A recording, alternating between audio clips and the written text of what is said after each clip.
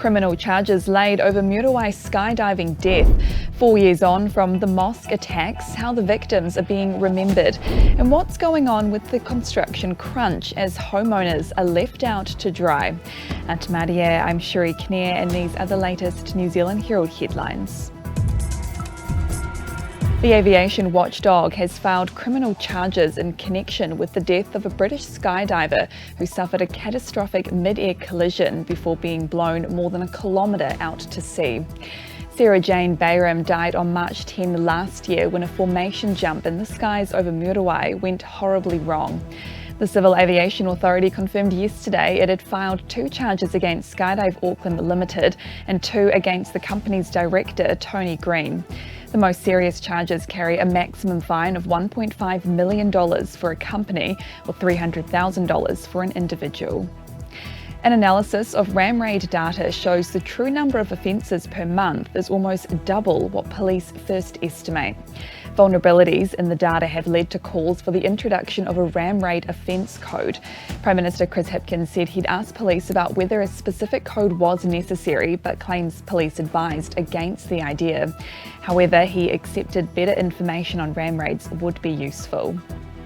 An emotional day today for those connected to the March 15 mosque attacks. It's been 4 years since a gunman stormed 2 Christchurch mosques and opened fire. A private event is set to be held to remember the 51 victims.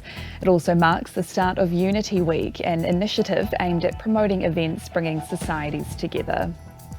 In Auckland, more students are reaching out for support due to a shortage in rental properties. The city's extreme weather events are just one of the contributors to a serious shortage in rentals. In the first week of March, Barfoot and Thompson Real Estate had more than 9,000 inquiries for properties across Auckland and Northland, many from students.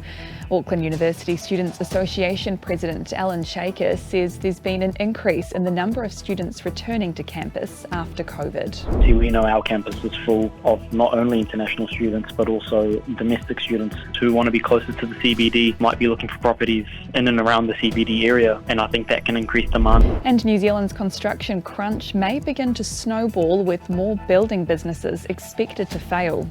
The latest is Bayside Designer Homes, which has left 9 Auckland housing sites unfinished and the homeowners in the lurch. Waterstone Insolvency's Damien Grant has found builders are at the top of failed ventures in the first 2 months of this year, well ahead of food and hospitality liquidations. He says it's likely a result of the cooling property market and warns the ratio may continue to grow in the upcoming months. And those are the latest New Zealand Herald headlines. For more stories and to stay up to date, head to nzherald.co.nz. Kia pai te rā. Thanks for checking out our YouTube channel. To stay up to date with all the latest news from the New Zealand Herald, click the subscribe button below or check out one of the videos here, and head over to nzherald.co.nz for more details on these stories and more.